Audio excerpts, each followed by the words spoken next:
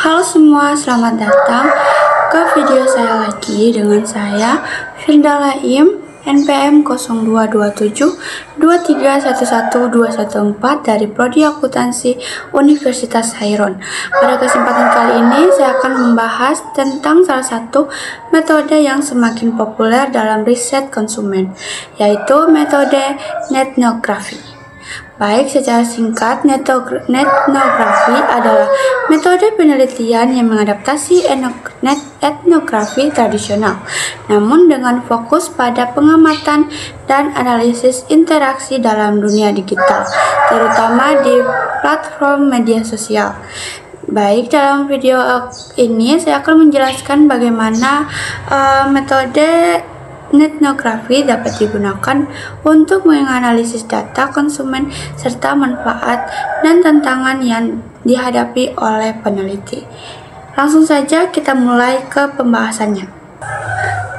Analisis data metode etnografi dalam data konsumen. Dalam era digital saat ini banyak aspek kehidupan sosial dan perilaku konsumen yang berlangsung di dunia maya. Konsumen berinteraksi melalui platform-platform online seperti media sosial, forum diskusi, dan situs-situs ulasan produk.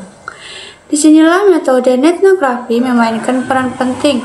Etnografi merupakan adaptasi dari metode etnografi yang digunakan untuk meneliti kelompok sosial dalam konteks online. Dengan menggunakan pendekatan ini, peneliti dapat menggali wawasan mendalam mengenai perilaku, preferensi, dan pola konsumen yang mungkin tidak terungkap dalam penelitian tradisional. Metode etnografi juga sangat relevan dalam konteks riset konsumen karena memberikan kesempatan untuk menganalisis data yang berasal dari interaksi konsumen di platform digital.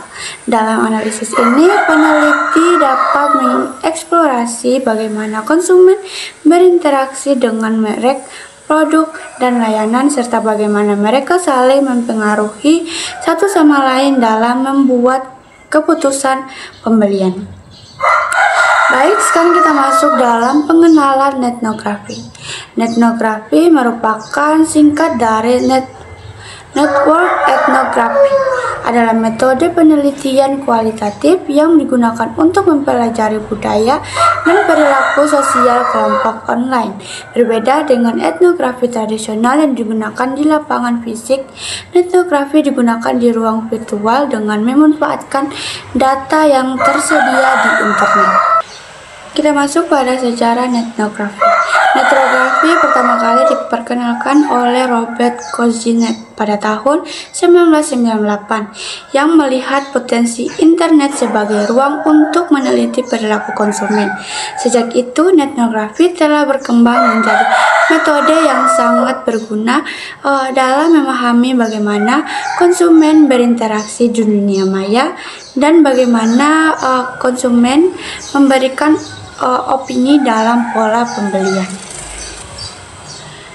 Sekarang kita masuk pada perbedaan antara etnografi dan etnografi. Etnografi adalah metode penelitian dilakukan dengan cara mengamati dan berpartisipasi dalam kehidupan kelompok atau komunitas dalam setting fisik.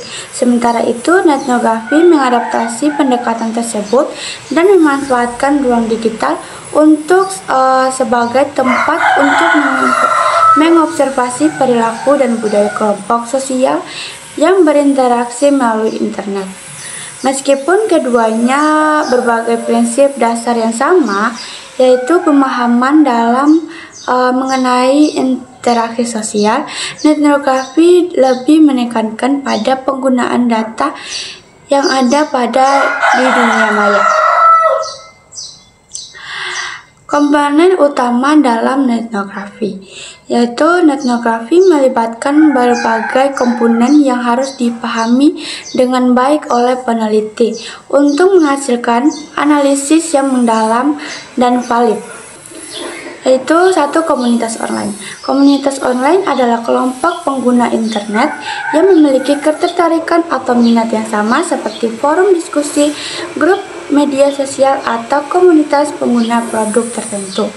Dalam riset konsumen, komunitas ini seringkali menjadi objek utama menganalisis untuk mengidentifikasi kebutuhan, keinginan, dan sikap konsumen terhadap produk atau merek. Yang kedua, data digital. Data digital digunakan dalam etnografi bisa beragam, mulai dari teks dalam berbentuk postingan atau komentar di media sosial, gambar, video, hingga ulasan produk. Semua data ini menjadi bahan utama untuk menganalisis perilaku dan pola konsumen. Yang ketiga, peneliti. Peran peneliti. Peneliti dalam etnografi dapat mengambil dua peran utama, yaitu sebagai partisipan aktif atau sebagai pengamat pasif. Sebagai partisipan, peneliti ikut melibatkan dalam terinteraksi komunitas dan membangun hubungan dengan anggota. Sementara sebagai pengamat, peneliti hanya mengamati interaksi tanpa partisipasi berlangsung. Yang ketiga, proses pengumpulan data dalam etnografi. Pengumpulan data dalam etnografi melibatkan beberapa langkah yang diperlukan dengan hati-hati. Yang pertama yaitu mengidentifikasi komunitas atau grup konsumen. Langkah pertama adalah menentukan komunitas atau grup konsumen yang relevan dan dengan topik penelitian. Komunitas ini bisa ditemukan melalui pencarian platform media sosial, forum atau blog yang membahas layanan atau produk tertentu. Kemudian yang kedua, pengumpulan data dari platform digital. Data dikumpulkan dari berbagai platform digital. Peneliti dapat mengumpulkan postingan, komentar, ulasan produk, serta percakapan atau diskusi yang relevan. Pengumpulan data ini bisa dilakukan secara manual atau menggunakan perangkat lunak analisis data. Selanjutnya kita masuk pada etika dalam pengumpulan data. Penting untuk selalu menjaga etika penelitian, terutama terkait dengan privasi dan kerahasiaan dalam penggunaan. Peneliti harus memastikan bahwa data yang diambil tidak melanggar hak privasi dan jika diperlukan meminta izin kepada pemilik data sebelum kita menggunakan atau peneliti menggunakannya dalam suatu penelitian. Yang keempat yaitu analisis data etnografi. Setelah data dikumpulkan, langkah berikutnya adalah melakukan analisis data mendalam, yaitu 1. Coding data. Coding adalah proses mengklarifikasikan dan mengorganisasikan data menjadi kategori atau tema untuk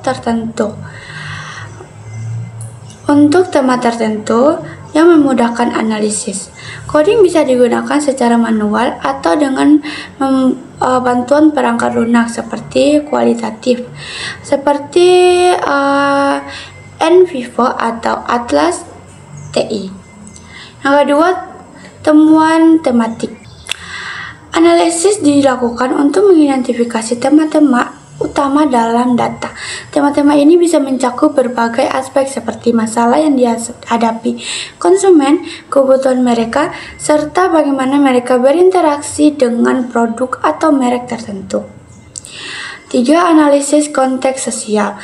Budaya yang penting untuk memahami konteks budaya dan sosial dalam komunitas yang teliti. Hal ini membantu peneliti memahami makna dari interaksi konsumen serta bagaimana norma dan praktik sosial dalam komunitas tersebut mempengaruhi perilaku konsumen. Yang kelima, pemahaman terhadap perilaku konsumen. Salah satu tujuan utama dari etnografi adalah memahami perilaku konsumen dalam dunia maya,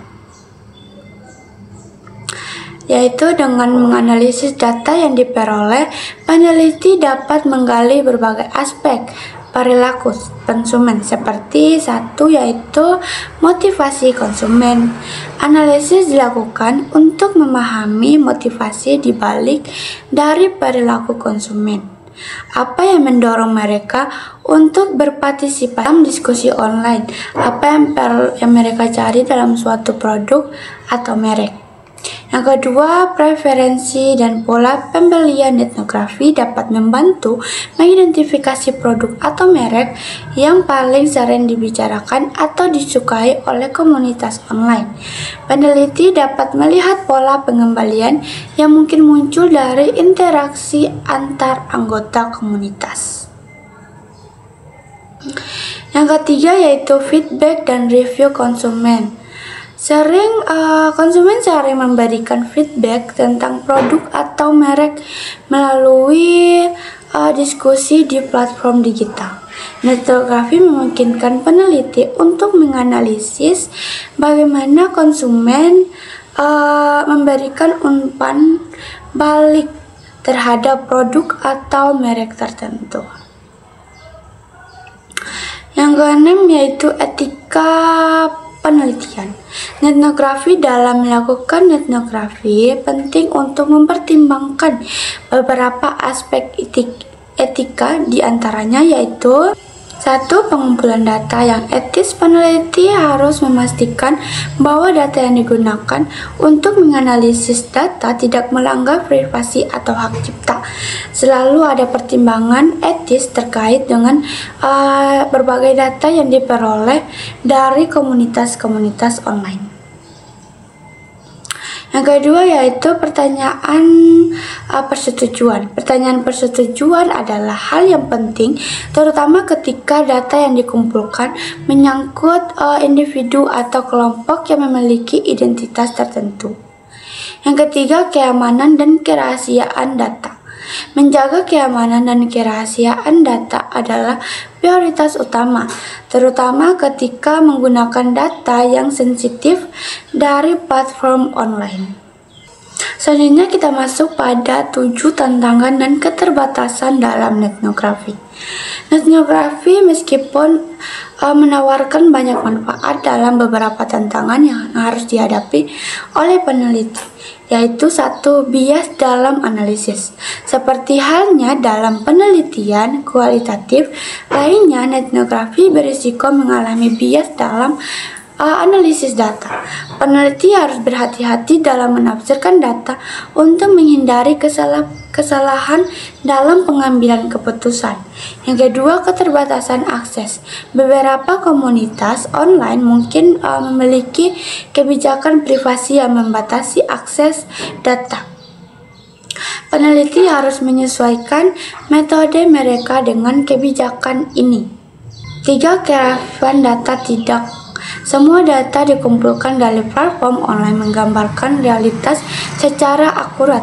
Oleh karena itu, kevalidan data perlu dipertimbangkan dengan hati-hati.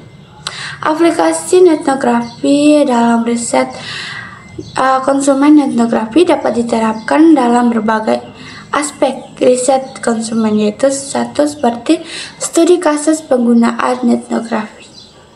Kedua yaitu penerapan etnografi dalam strategi pemasaran. Baik teman-teman, kesimpulannya adalah etnografi adalah metode yang sangat efektif untuk memahami perilaku konsumen dalam konteks digital. Dengan memanfaatkan data dari platform online, peneliti dapat menggali wawasan yang lebih mendalam mengenai pola preferensi dan motivasi konsumen. Meskipun demikian, etnografi juga memiliki keterbatasan seperti potensi bias dalam analisis dan masalah etika terkait penggunaan data. Oleh karena itu, penting bagi peneliti untuk selalu berhati-hati dalam melakukan analisis data dan memastikan bahwa data yang digunakan tetap menghormati privasi dan hak konsumen. Baik teman-teman, demikianlah pembahasan singkat mengenai analisis metode etnografi dalam memahami data konsumen. Semoga informasi yang disampaikan dapat memberikan wawasan baru tentang bagaimana teknologi digital dapat dimanfaatkan dalam riset sosial dan pemasaran. Terima kasih teman-teman telah menonton video saya, dan jangan ragu untuk meninggalkan komentar dan like, dan jangan lupa untuk di subscribe. Jika ada pertanyaan yang kurang jelas bisa ditanyakan di kolom komentar. Sampai jumpa di video saya selanjutnya. Bye bye.